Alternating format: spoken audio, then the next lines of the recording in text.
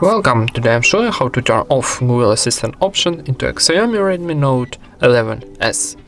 Firstly, open a Google application, this one. Then in the top right corner we got our Google account icon. Tap it and choose Settings.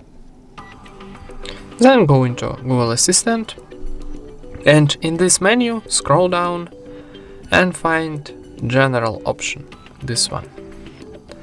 And now click here on the switcher to turn off Google Assistant. Confirm operation, turn off one more time, and that's it. Thank you for watching, leave thumbs ups and subscribe to our channel.